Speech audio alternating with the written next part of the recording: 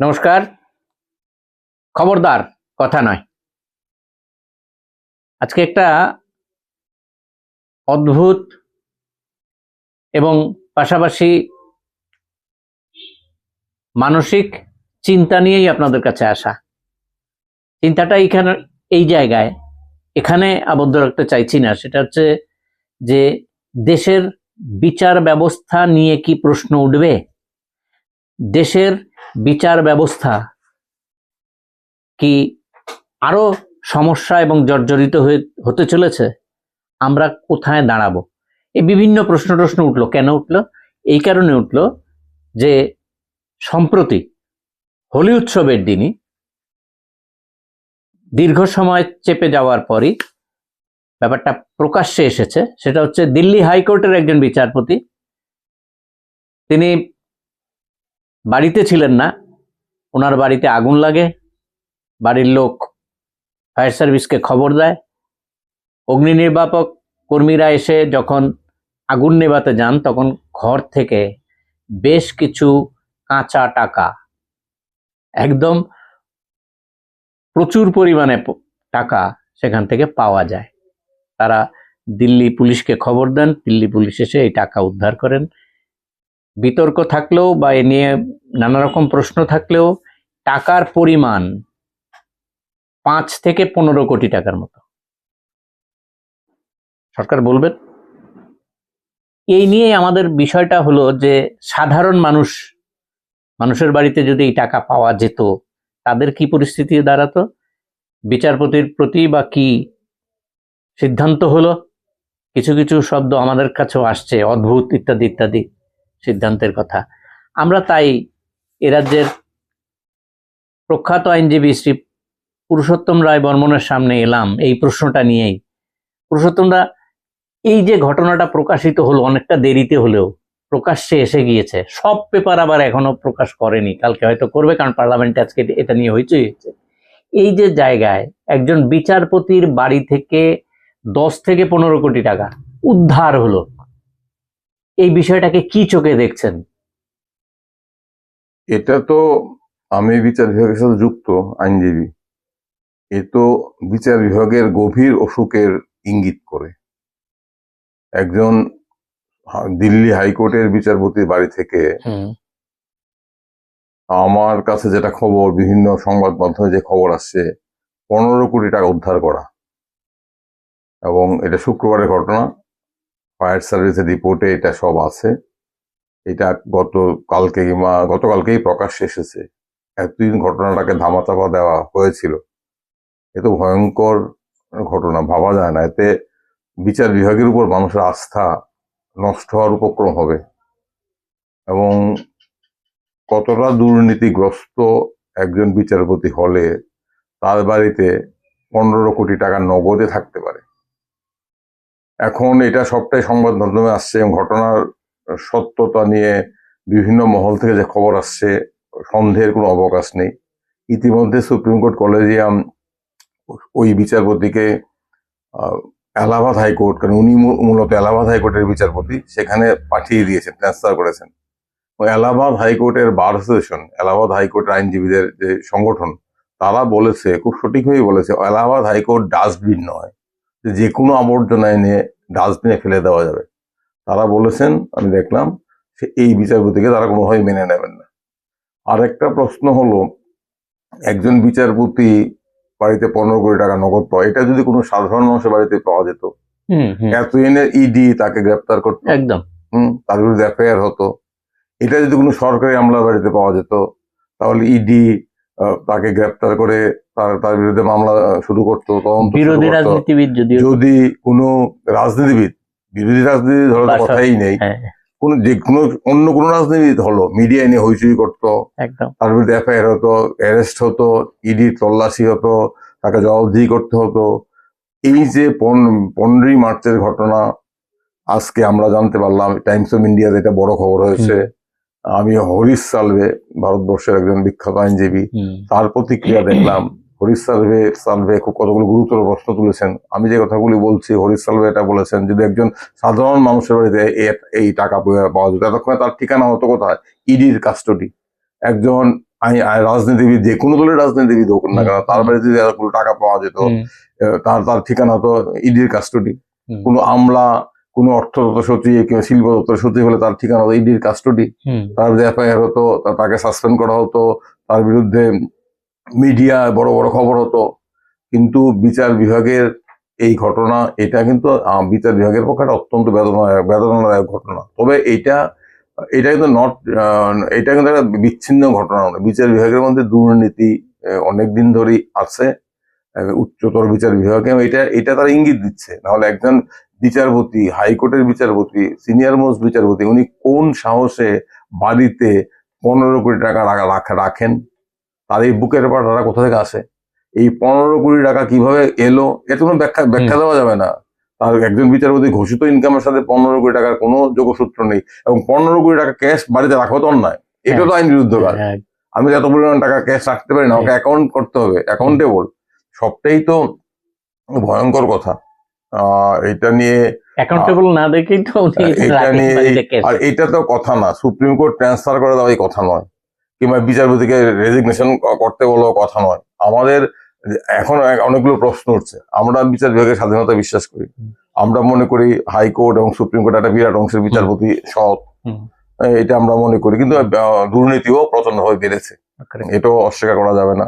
এবং এই যে বিচার বিভাগের উচ্চ স্তরের আধিকারিকরা, হাইকোর্ট এবং সুপ্রিম কোর্টের বিচারপতিরা, they are not accountable to anybody. কারণ একজন বিচারপতিকে একমাত্র পার্লামেন্টে ইমপিচ করে সরানো যায়। ইনহাউস তদন্ত কমিটি বিচারপতির বিরুদ্ধে ব্যবস্থা নেওয়ার কোনো ক্ষমতা নেই।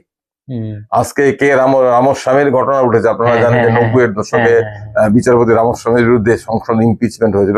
তার অভিযোগ কি ছিল?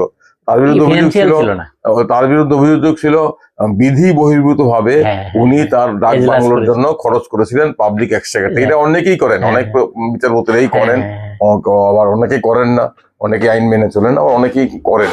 কিন্তু তার জন্য তাকে ইমপিচমেন্টের সম্মুখীন হতে হয়েছিল। যদিও পরবর্তী সময় রাজনৈতিক কারণে এআইডিএমকে, কংগ্রেস, তৎকালীন কংগ্রেস সরকার এআইডিএমকে নির্ভরশীল ছিল, সেখানে ইমপিচমেন্ট পার্লামেন্টে ভোটে হেরে যায়। কিন্তু বিচারপতিদের সরানোর মতো কোনো প্রক্রিয়া তো নেই, জাজেস অ্যাকাউন্টেবিলিটি অ্যাক্ট নেই। আজকে এই প্রশ্নগুলো উঠে আসছে। একজন দুর্নীতিগ্রস্ত বিচারপতিকে আমি এখন অনেকে হরিশ সালভে, অনেকেই বলবেন যে হরিশ সালভে যে কথাটা বলেছেন যে আমরা তো দেখছি বিচারপতি কোনো পাইনি, তার জবাব আমরা জানতে পারছি। কিন্তু প্রাইমা ফেসি প্রাথমিকভাবে যে ঘটনাগুলো দেখে মনে হচ্ছে এটা গুরুতর ব্যাপার। এবং এই টাকাটা উদ্ধার হয়েছে, ফায়ার সার্ভিস এটা ভিডিও রেকর্ড করেছে, সমস্ত রেকর্ডেড। এখন ওনাকে ট্রান্সফার করলেই সব সমস্যার সমাধান হবে? ওনার বাড়ি থেকে পাওয়া গেছে, ওনাকে ছুটিতে পাঠালে কি সব সমস্যার সমাধান হবে? এটা তো ক্রিমিনাল অপরাধ, কেন তার বিরুদ্ধে ইডি ব্যবস্থা নিচ্ছে না? এখানে কলেজিয়ামের নিয়ে কি প্রশ্ন উঠতে পারে? এটা তো প্রশ্ন উঠবে যে কোন কিসব লোক বিচারপতি নির্বাচিত হচ্ছে। কদিন আগে উড়িষ্যা এলাহাবাদ হাইকোর্টে একজন বিচারপতি প্রকাশ্যে এক সাম্প্রদায়িক মন্তব্য করেছে, প্রকাশ্যে মুসলিমদের বিরুদ্ধে বক্তৃতা করেছেন, ঘৃণা ভাষা করে, হেট স্পিচ, এটা দণ্ডনীয় অপরাধ। কিন্তু তারপর তো সেই বিচারপতির বিরুদ্ধে কোনো ব্যবস্থা নেওয়া হলো না। কি বার্তা দেওয়া হচ্ছে? আজকে বিচার ব্যবস্থার মধ্যে দুর্নীতি যেমন বাসা বেঁধেছে, অন্যদিকে আরএসএস এর মতাদর্শের যারা অনুপ্রাণিত সেই সমস্ত লোকজন বিচার ব্যবস্থা ঢুকে পড়েছেন বলেই তারা সংবিধানের নামে শপথ নিয়ে মুসলিমদের বিরুদ্ধে বিদ্বেষ করছেন। তারা ধর্মনিরপেক্ষতা নিয়ে প্রশ্ন তুলতে পারেন। একজন বিচারপতি যিনি সংবিধানের নামে শপথ নেবেন, উনি কি ধর্মনিরপেক্ষতা নিয়ে প্রশ্ন তুলে সংবিধানের কে অস্বীকার করতে পারেন? উনি এটা করছেন। তো আজকে এটা একটা ভয়ঙ্কর ঘটনা, এবং এই ঘটনা অনেকগুলো কলেজিয়াম সিস্টেম নিয়েও প্রশ্ন উঠেছে। কাদেরকে বিচারপতি নিয়োগ করা হচ্ছে? এটা কি বিচারপতি নিয়োগ নিয়েও অনেক স্বজন প্রশ্নের অভিযোগ আছে। আমরা জানি যে জাস্টিস এ কে কুরেশিকে সুপ্রিম কোর্টের বিচারপতি করা হয়নি, অত্যন্ত যোগ্য, অত্যন্ত সৎ বিচারপতি ছিলেন। আমরা জানি মুরলীধরকে সুপ্রিম উড়িষ্যা হাইকোর্টের প্রধান বিচারপতি, তাকে সুপ্রিম কোর্টের বিচারপতি করা হয়নি। কাদের বিচারপতি করা হচ্ছে, কারা হচ্ছে না, এই সমস্ত এলিমেন্ট বিচার বিভাগে আছে। সিনিয়র মোস্ট বিচারপতি 50 কোটি টাকা না 15 কোটি টাকা, যে টাকাই হোক, এ তো টিপ অফ দ্য আইসবার্গ। যে যিনি বাড়িতে 15 কোটি টাকা রাখতে পারেন, তার কতটা টাকা আছে। এবং আমরা তো শুনি, আমরা ত্রিপুরাতে বিচার বিভাগ অনেক স্বচ্ছই বলবো। আমরা তো বাইরে আমাদের পরিচিত বন্ধু বান্ধবরা আছে, খোঁজ খবর নেই। বাইরের বিচারপতিতে একটা বিরাট অংশ, বিশেষ হাইকোর্টের বিচারপতিতে একটা ভালো অংশ প্রচন্ড দুর্নীতিতে জড়িয়ে পড়েছেন, এবং কর্পোরেট হাউস গুলো বিচারপতিদের দারুণ ভাবে প্রভাবিত করে, টাকা দিয়ে তাদেরকে বিচারকে ক্রয় করছেন, অভিযোগ আছে। এবং পাঞ্জাব হরিয়ানা হাইকোর্টে একজন বিচারপতির বাড়িতে 40 না 50 লক্ষ টাকা পাওয়া গিয়েছিল, তার বিরুদ্ধে কোনো ব্যবস্থা নেওয়া হয়নি এখন পর্যন্ত।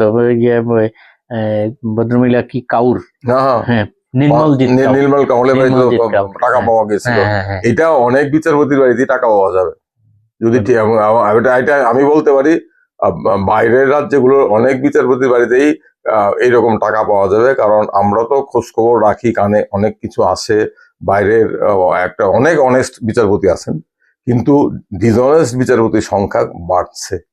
এবং এই জায়গায় দাঁড়িয়ে পুরুষোত্তম দা, মানুষ তো বিভিন্ন অবিচারের লক্ষ্যবস্তু হয়ে দাঁড়িয়েছে এই মুহূর্তে। মানুষ তো একটা জায়গায় বিচার বিভাগই তো আমাদের ভরসা ছিল। আমরা এতদিন ধরে বলে আসছি সুপ্রিম কোর্ট এবং হাইকোর্ট আমাদের ভরসা, কারণ সুপ্রিম কোর্ট হাইকোর্টের দায়িত্ব হলো মানুষের অধিকার রক্ষা করা, চেক এন্ড ব্যালেন্স সিস্টেমে এক্সিকিউটিভ লেজিসলেচারের উপর চেক রাখা সুপ্রিম কোর্ট হাইকোর্টের দায়িত্ব। মূল দায়িত্ব হচ্ছে মানুষের অধিকার রক্ষা করা, রাষ্ট্রের দমন পীড়নের বিরুদ্ধে, রাষ্ট্রের স্বেচ্ছাচারের বিরুদ্ধে নাগরিকদের সুরক্ষা দেওয়া বিচার বিভাগের দায়িত্ব। সেই দায়িত্ব সুপ্রিম কোর্ট অনেক ক্ষেত্রেই পালন করতে পারছে না, কিছু কিছু ক্ষেত্রে পালন করছে, কিন্তু অনেক ক্ষেত্রেই পালন করতে পারছে না। এটা আমাদের বক্তব্য, এবং এটা ব্যক্তি স্বাধীনতার প্রশ্নে সুপ্রিম কোর্ট দায়িত্ব পালন করতে পারছে না ব্যক্তি স্বাধীনতা রক্ষা করার প্রশ্নে। আমরা দেখেছি বিচারপতি চন্দ্রচূড়, এটাও তো এক ধরনের আমি বলবো মিসকন্ডাক্ট। তিনি যেভাবে প্রধানমন্ত্রীকে তার বাড়িতে ব্যক্তিগত পূজায় এনেছিলেন, এনে যেটাকে যেভাবে চাউর করেছেন, এটাও তো আমি বলবো বিচার বিভাগের নৈতিকতা বিরোধী। এটাও তো এক ধরনের দুর্নীতি, আর্থিক দুর্নীতি না হতে পারে, এটাও তো এক ধরনের দুর্নীতি, অসদাচরণ। আমি বলবো অসদাচরণ করেছেন সুপ্রিম কোর্টের প্রধান বিচারপতি, এটা করতে পারেন না এখন উনি বলছেন যে আমাদের এক্সিকিউটিভদের সাথে কথাবার্তা বললো, সেটা অন্য কথা, সেটা বাইরে কোনো প্রকাশ্যে প্রোগ্রামে দেখা হলে কথা বলা যাবে, কিংবা সুপ্রিম কোর্টের সমস্যা নেই প্রধানমন্ত্রীর সাথে কথাই হতে পারে, কিন্তু প্রধানমন্ত্রী প্রধান বিচারপতির বাড়িতে ব্যক্তিগত পূজায় যাবেন, সেটা ছবি উঠবে, এই ধরনের মাখামাখি কিন্তু আমাদের সংবিধান অনুমোদন করে না। সংবিধান সবসময় বলে বিচার বিভাগের সাথে এক্সিকিউটিভের, প্রশাসনের, কার্যনির্বাহীদের একটা নৈবক্তিক দূরত্ব রাখতে হবে। there should not be any good relation or cordial relation, there should be proper correct relation. Correct রিলেশনের দূরত্ব রাখা, কারণ একজন বিচার বিভাগ এক্সিকিউটিভের শাসন পর্যালোচনা করবে, এবং বিচার বিভাগের রাস্তাটা নষ্ট হয়ে গেলে আমাদের মুশকিল হবে, কর্পোরেট হাউসদের সুবিধা, কর্পোরেট হাউস যদি বিচারপতিদের একটা অংশকে দুর্নীতিগ্রস্ত করতে পারে, কর্পোরেট হাউসদের সুবিধা, কিন্তু সাধারণ নাগরিকদের অসুবিধা। বিচার বিভাগের যদি আস্থা চলে যায় তাহলে দেশ রসা চলে যাবে। এই ঘটনাটা তো একটা ওয়েক আপ কল, আমাদের সবাই জাগিয়ে আমাদের সবার ঘুম ভেঙে দিয়েছে যে কোথায় আছি আমরা। ভাবা যায় একজন সুপ্রিম কোর্টে হাইকোর্টের বিচারপতি এতটা দুর্নীতিগ্রস্ত। উনি তো এই যে দুর্নীতির খবর নিশ্চয়ই দিল্লির হাইকোর্টে কান পাতলে সে এই খবর শোনা যেত। একদম একদিনে তো উনি এত টাকা করেননি, একদিনে 15 কোটি টাকার ঘুষ খেয়ে রোজগার করেননি। এবং এটা দিল্লি হাইকোর্টের দেওয়ালেরও কান আছে, দেওয়ালেরই বলে দিত ফুসফুস, জানে সবাই, নিশ্চয়ই জানতো। ইট ওয়াজ ইন পাবলিক ডোমেন, এখন হাতে নাতে ধরা পড়ে গেছেন। একদম চেষ্টা হয়েছিল 15 তারিখের ঘটনা, আজকে খবর এসেছে, এতদিন পর্যন্ত চেপে গেল। সর্বশেষ যে বিষয়টা আপনার কাছে জানতে চাই, এই মুহূর্তে এই বিচারপতি যদি এই অভিযোগটা যদি অভিযোগ আকারেও ধরে রাখি, সাধারণ মানুষের প্রশ্নের উত্তরও আপনি দিলেন, সাধারণ মানুষ যাবেটা কোথায়, তাহলে টোটাল বিচার ব্যবস্থাটা, এই যে ভারতের সংবিধান এবং বিচার ব্যবস্থা ইত্যাদি বিষয়গুলি যে প্রশ্ন চিহ্নের মতো উঠেছে, সেখান থেকে বেরিয়ে আসার পথ তো অবশ্যই আমাদের খুঁজতে হবে। কারণ আমাদের বিচার বিভাগের স্বাধীনতা রক্ষা করতে হবে, বিচার বিভাগকে দুর্নীতি মুক্ত রাখতে হবে, এবং আমাদেরকে বিচার বিভাগের মধ্যে সংবিধান বিরোধী মতাদর্শে যেভাবে অনুপ্রবেশ ঘটেছে, যেভাবে একদল বিচারপতি প্রকাশ্যে সংবিধানের বিরোধিতা করছেন, যেভাবে RSS এর লাইন অনুযায়ী কথা বলছেন, যেভাবে ঘৃণা ভাষণ দিচ্ছেন, এই থেকে তো আমাদের বিচার ব্যবস্থাকে উদ্ধার করতে হবে। এটা নিয়ে সবাইকে গভীর হয়ে চিন্তা করতে হবে, এবং বিচারপতিদের তাদেরকে অ্যাকাউন্টেবল করতে, তাদেরকেও দায়বদ্ধ করতে হবে। আমাদের গণতন্ত্রে nobody is above the law, প্রত্যেকেরই দায়বদ্ধ আছে, এবং যত উঁচু পদে থাকতে হবে তত বেশি তাকে নৈতিকতার পরীক্ষা দিতে হবে। একটা কথা আছে, আমি যত উঁচু পদে থাকবো তত বেশি আমাকে নৈতিকভাবে সঠিক থাকতে হবে, আমার অনেক দায়িত্ব। একজন সাধারণ মানুষের পান থেকে চুন খসলে বিচারপতিরা রেয়াত করেন না। সাধারণ মানুষ যখন স্বাভাবিকভাবে রেয়াত করেন, বলেন দুর্নীতি, টাকার দুর্নীতি একজন সাধারণ কর্মচারী যদি 1 টাকার দুর্নীতি করেন তার জন্য চাকরি চলে যায়। বিচার বিভাগ বলেন যে dishonest people have no place in the administration. আমরা তো এইভাবেই বলতে পারি একই কথা, ডিসঅনেস্ট জাজেস have no place in our higher courts, should not have any place. They should be shown the door. All dishonest judges should be shown the door. আমি কারণ এদের জন্য সমগ্র বিচার বিভাগ কলঙ্কিত হচ্ছে। আমি জানি অনেক বিচারপতি অনেস্ট আছেন, আমাদের ত্রিপুরা রাজ্যের বিচার বিভাগ অনেক স্বচ্ছ অন্য রাজ্যের তুলনায়, এখানে এই ধরনের অভিযোগ নেই। কিন্তু অন্য রাজ্যে এই ধরনের অভিযোগ থাকবে কেন? আমাদের দিন দিন অভিযোগ বাড়ছে। হোটেলগুলোতে বিচারপতিদের একাংশ 5 স্টার হোটেলে যান, তাদের ফরেন ট্রিপ কারা স্পন্সর করে, বাইরের রাজ্যের বিচারপতিদের, হাইকোর্টের বিচারপতিদের, সুপ্রিম কোর্টের অনেক বিচারপতি, কিছু কিছু বিচারপতির বিরুদ্ধে অভিযোগ আছে। তো এই অভিযোগগুলো কোনো ব্যবস্থা নেওয়া হচ্ছে না। এখন আমাদের চিন্তা করতে হবে যে অ্যাকাউন্টেবল কিভাবে করা যায়, জাজেস অ্যাকাউন্টেবিলিটি অ্যাক্ট করতে হবে। ইনহাউস এনকোয়ারিতে কিচ্ছু হবে না, আর বদলি করা কোনো সমাধান নয়। এবং কেন বিচারপতি আইনের ঊর্ধ্বে নয়, কেন তার বিরুদ্ধে তার বিরুদ্ধে ইডিআই যাচ্ছে না? এখন ইডি কি করে? সুপ্রিম কোর্টের প্রধান বিচারপতির পারমিশন নেই, সুপ্রিম কোর্টের প্রধান বিচারপতি নিশ্চয়ই পারমিশন দেবে। কারণ কোন সুপ্রিম কোর্টের প্রধান বিচারপতি একজন বিচারপতির জন্য কিংবা 10% বিচারপতির জন্য সমস্ত বিচার ব্যবস্থা কলঙ্কিত হোক চাইবেন না। এবং নিশ্চয়ই সুপ্রিম কোর্টের প্রধান বিচারপতি পারমিশন দেবেন, go ahead, proceed against him, proceed ইডি, I have given you the green flag, proceed. তো 10 দিন ধরে আমাদের প্রধান বিচারপতি কি করছেন, কলেজিয়াম কি করছে? এই প্রশ্নগুলো আজকে একজন আইনজীবী হিসেবে, সাধারণ নাগরিক হিসেবে আমাদের মধ্যে আসছে। কারণ বিচার বিভাগের গায়ে কলঙ্ক বললে এটা আমাদেরকে কলঙ্কিত করে। এই মুহূর্তে তো মানুষের আস্থা যদি বিচার বিভাগের চলে যেত, নৈরাজ্য চলে আসবে। এই মুহূর্তে যে প্রশাসন যে আপনার সাংবিধানিক সরকারের তো কিছু করার নেই, একমাত্র পার্লামেন্ট করতে পারেন, পার্লামেন্ট ইমপিচমেন্ট করতে পারেন, সেটা লং রান প্রসেস। এই করতে করতে আরেকজন বিচারপতি বাড়ি থেকে আরেকটা টাকা বেরিয়ে আসবে।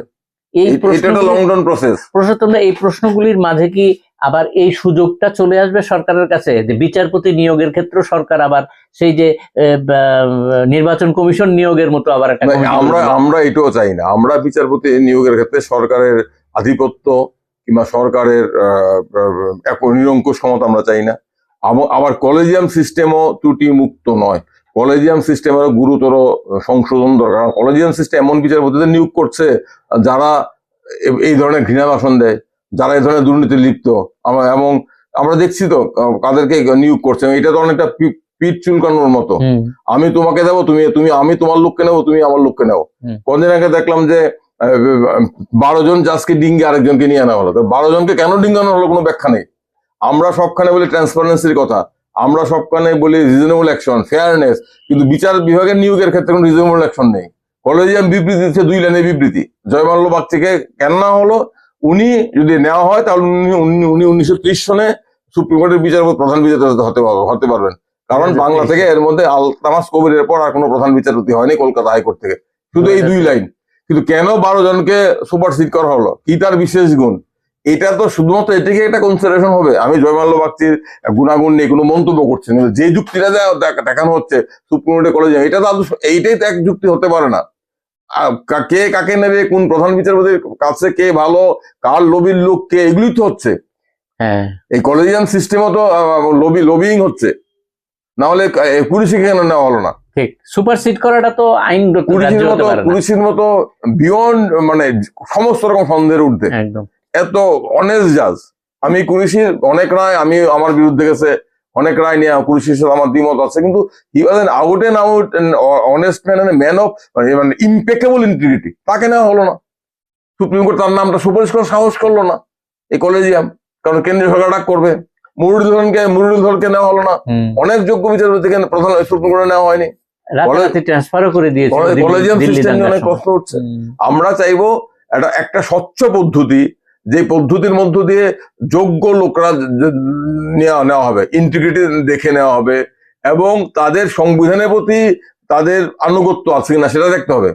একজন বিচারপতি যার মাথার মধ্যে সাম্প্রদায়িক বিষ ভরে গেছে, যার মগজ ধোলা হয়ে গেছে, সে তো বিচারপতি আসলে বসতে পারেন না। তার মানে কলেজিয়াম তার অতীতটা দেখেননি। কলেজিয়ামের মধ্যে এই ধরনের লোকজন আছে। ঠিক, এই জায়গায় আরো অনেক কথা আছে, কিন্তু সাময়িকভাবে আমরা এই অনুষ্ঠানটা শেষ করছি। এই কারণে সাময়িকভাবে কথাটা এই কারণে বললাম, আমার ধারণা এই বিচার ব্যবস্থা নিয়ে আমাদের আরো অনেক কথা বলতে হবে, কারণ আমাদের সর্বশেষ আশ্রয়ের যে জায়গাটা সেটা নিয়ে কিন্তু প্রশ্নচিহ্ন উঠতে শুরু করলো। মানুষ যাবেটা কোথায়, এই প্রশ্নটা রেখেই আজকের এই অনুষ্ঠান শেষ করছি। এবং খবরদার কথানয়ের পক্ষ থেকে আইনজীবী পুরুষোত্তম রায় বর্মনের কাছে কৃতজ্ঞতা জানিয়ে আমরা বলছি, কৃতজ্ঞতা জানাচ্ছি এই কারণে যে এত ব্যস্ততার মাঝেও আজকের এই অনুষ্ঠানটার গুরুত্ব বুঝে যে আপনি আমাদের সময় দিয়েছেন। আমরা আশা করব আবার আপনার সঙ্গে এই বিষয়টা নিয়ে কথা বলার সুযোগ পাবো। এই কথা বলে আজকের অনুষ্ঠান শেষ করছি। সবাই ভালো থাকবেন, সুস্থ থাকবেন, সকলকে নমস্কার।